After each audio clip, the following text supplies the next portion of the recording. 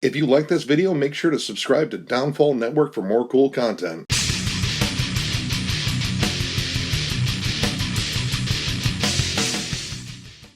What's up, everyone? Thralls here once again. I'm Necrotic. And I'm Jammin. And we have something slightly different for you. So, we decided there are a lot of bands out there that are absolutely excellent that don't have enough albums for a discography ranking. There are some that only have one, and we figured the best way to actually cover that is to do sort of a retro review. So, we're going to do a retro review of Disincarnate's only album, Dreams of the Carrion Kind. This came out on March 23rd, 1993, and it is sort of murky as to whether or not this was intended to be a James Murphy solo project. James Murphy was just getting off a stint with death and obituary and cancer, and he really wanted to do something that was his own. So it's kind of murky as to whether or not this was intended to be his own solo project with a backing band, or this was actually a band that he formed. Either way, this band also featured Thomas Viator, who actually played with Acid Bath for a little bit, mostly in just some demos. Mike Messina on bass, Brian Segan, I think that's how you said it, C-E-G-O-N, on vocals, and Jason Carmen on guitars as well. Now again, this is the band's only release, even though they are listed as unknown on Encyclopedia Metallum, or Metallum, however you want to say that. James Murphy has tried to resurrect this band, and I believe they did reunite, at least for live shows, in 2013, and he wants to get back in the studio. But unfortunately, James Murphy has a lot of health issues, namely brain cancer. He has a brain tumor he's been battling for a while, and I sincerely hope he gets better because this guy is a treasure. Yes. Please get better. Now this band, I don't know, kind of broke up. I could just say they kind of fizzled out because a year later, James Murphy joined Testament and was on the album Low. So pretty much their fate was kind of left in the winds, and unfortunately kind of fizzled out. But I have to cover this album in particular because I think this is one of the best one-off death metal albums out there. So yeah, spoiler alert, this is a positive review, so get ready for a lot of stars. And this is the first time I've ever heard this album, and I know that seems insane. But yeah, it's the first time that I've ever heard it. I think I got it confused when it came up in conversation in recent years because of the band Discarnate. And whenever anybody would talk about this record, I was just under the assumption that they were mispronouncing, whatever. I came over here tonight, and Nick's like, you gotta check out this album. Holy shit. So this album opens up with Stench of Paradise Burning. Well, there's an intro before that, but it's an intro, and, it's whatever. It's an intro, and everyone knows how I am about intros by now. Right. Now, this song was the first song I ever heard by them, and I didn't even own the album. I actually heard it on the compilation At Death's Door 2, which I still own, and I still love that compilation because that's where I was also introduced to Immolation. Yeah, we're going to get into compilations here eventually, too. Now, this is really cool in terms of the overall sound of this album. It is equal parts brutal and melodic. It sits somewhere between death, like circa human, and spiritual healing, but it also takes parts that are decidedly more brutal, like namely suffocation and Baphomet, and then maybe even like some deicide too. But it isn't all about laboring blast beats. It is about groove, guitar harmonies, mood. Some of the sickest riffs I think I've ever heard. James Murphy's pretty awesome. It's something else. This production was actually done by Colin Richardson, and for the time he did a great job. Now granted, this is the reissue on Metal Mind, but pretty much it only just screams as though it's louder. Like the original mix on it was really good for the time for 1993. Very clear. The guitar tone has a marvelous crunch to it. And this band excels at transitions. They are pretty much syncopated to the point where they just seem like they're one unit that is just this monster with tentacles that plays every instrument at the same time and just knows what it's doing. The transitions stop on a dime sometimes before they switch to whatever riff they're leading into. And that's crazy for riffs like this. How smooth and well this whole record flows.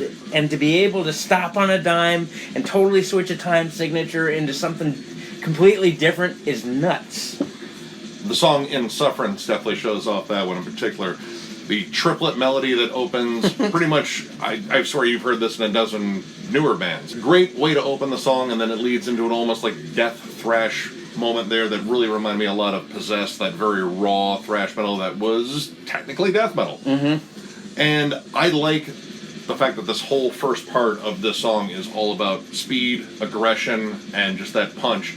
But then it shifts dramatically to this very death circa human individual thought patterns bridge with these beautiful guitar harmonies. Yes. Very angular, but then it shifts even further down to the pits of hell with this death doom break. It's almost sludgy. It's almost like amazing. Crowbar and Sabbath almost. In terms of atmosphere, well, you're greeted to a dozen riffs across the board in every song. When they get down to these almost death doom breaks, this is where the atmosphere comes, that this is where it feels extra evil, and this is where the guitar harmonies absolutely excel at just creating that mood. I guess I can say this, as this album is now 27 years old, even though it sucks that I haven't heard it until now, I'm also kind of glad I haven't heard it until now, because I didn't have to spend 27 years wishing to see a band I'd never see. Like, now I'm like, fuck, I would love to see these guys. But I mean, that's not happening. Personal takeaway for me was the song Soul Erosion, with the intro just reminds me straight up of Decapitated and even some Pantera. Like, I can almost see where Dimebag got it. Yeah. For a lot of his playing style. And the drum work is just incredible. This one has a very distinct breakdown, too. Yep. Like, it's just that meat and potatoes chug. And this is something that's really interesting about this album. It is a nice balance between just straight up meat and potatoes, death metal, very much in that groovy pocket with some nice little thrashy riffs. But in there you get a lot of nuance, a lot of these really cool technical riffs, but they're hooks and all those. There are lots of cool little harmonies that come in there, and the lead play on this album, it's James Murphy. Yeah. So, yeah. We're going to suck his for a minute. Right. The lead play on this is exceptional just because he creates a wide swath of different styles of leads on here. They don't feel like retread at all. Mm-mm. He finds moments in the song to really just sort of capture that moment right there. Different styles. Sometimes they're more squealy and distant. Sometimes they're just absolutely epic and soaring. Well, right, and then when those leads are harmonized, nasty. It's oftentimes I've found a couple of them at least were harmonized on rather dissonant tones, but those dissonant tones create the melody of the riff. It's really weird, but it makes it sound so much more evil too. Like, it's a really cool overall sound, just because like you could argue this is kind of cerebral death metal too, because there's a lot of that technical flair, like the stuff you'd find on, like, again, human and individual thought patterns from death, but it still has that just meat potatoes chug, like that flat out brutality you'd find in, like, you know, Obituary's Cause of Death or Suffocation's Effigy of the Forgotten. It does not skimp on any of that. Mm-mm. Another thing that I love about this, and it kind of pairs up with what came out at the time too, another one that was notable was Carcass's Heartwork.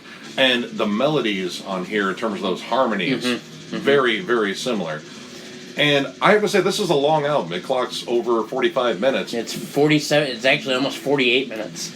But none of this feels like filler. Like, all of these songs are very meticulously crafted. But this album overall shows off James Murphy as a songwriter more than just the lead guy. He seemed like he was the hired gun there for a while. And he kind of was, but this really showed off just flat out how good of a songwriter he was. Yeah, and it's a shame that him being a songwriter wasn't more of a prevalent thing. You know, when he went on to go into Testament, you know, he played Testament and then he played his leads, which was great, but you never got to hear anything kind of like this. Yeah, he had a couple of writing credits on low, but I mean, most of that was, you know, the rest of the band. That was, you know, Eric Peterson. He's the main riff writer there, and yeah, I get it. Yeah, you're kind of working with guys that are established in their own band. But like I said, this was a chance for him to really shine as the heart and soul of this band. I guess it was a one-off shoot for a couple people as well. It's the drummer's only project. And why? Like, the footwork in this album is sick. I wish the drums weren't so thin, but even so, by the time you get towards the end of the record, your ears have acclimated to this mix, and it sounds a lot better than initially taken. And Carmen, the other guitarist, is excellent. They definitely work well with each other. Like, these songs are dynamically crafted. Like, his rhythm melodies underneath the leads are excellent, and when they come together for harmonies, again, you get these giant, epic, memorable moments. The only thing I can say negative about this is the bass is definitely kind of buried in the mix. You really don't hear the guitars are very out front. Vocals are very out front too, and I think the vocals are really well done.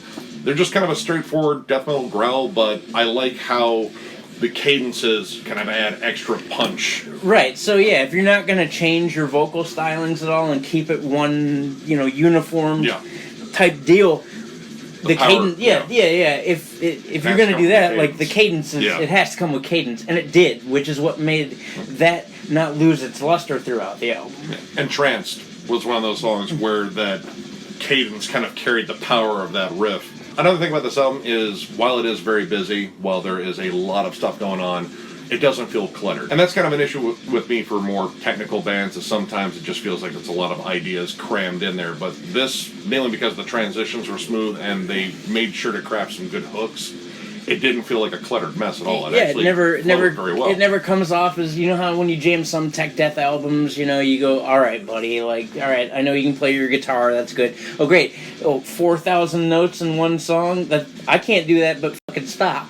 And it never felt like that. Yeah. For this, so. And this album closes beautifully with Sea of Tears. I love it. I love the fade in on this one, just because you can feel that awesome riff just kind of creeping up on you, and it just kind of crawls across this. Yeah, and by the time it fades into this really sick groove. Anybody that saw them live got kicked in the stomach in the pit when that verse riff comes in. Dude, the nice little dive bomb that kind of comes in there. Well, not really a dive bomb, but this slide. It pretty much tells you exactly, like, yeah, you're supposed to bang your head extra hard right here. Yep. So, since this is a review, we have to give a rating. And I'm just going to go ahead and give it 4.5 stars, because this is an absolutely amazing one-off album. And if you've never heard this, it is an underrated gem. In fact, I think my first underrated album thing I did for death metal, I brought this album up, and with good reason. It's incredible.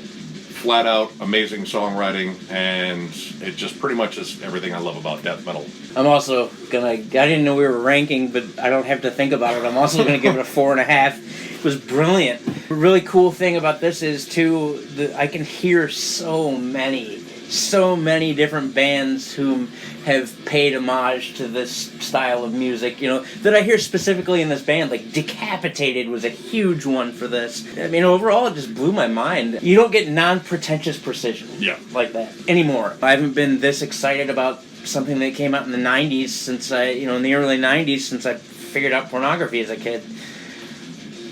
Dirty you know what's up. Everybody knows what's up. I think they all know what's up now. Ugh.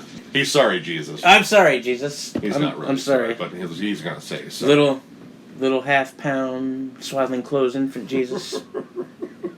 I'm sorry. So, again, if you like the video, thumbs up and subscribe, of course. But specifically, we want to know what you think about this review, in particular, in terms of us going ahead and doing some more albums like this, because there are tons of old school albums out there that didn't get a tremendous amount of recognition, and tons of bands that were just super underground as well, that we would love to actually talk about. Yeah, because we talk about a lot of new, up-and-coming things. I do a lot of unsigned stuff, but there's a ton of stuff in the beginning where if you don't know about it, you need to know about it, because a lot of people need to understand where this style of music came from, and there's so much that we could touch on that shows that. So, yeah, let us know, because I'm stoked. So with that, thank you guys very much for watching, and we will catch you later.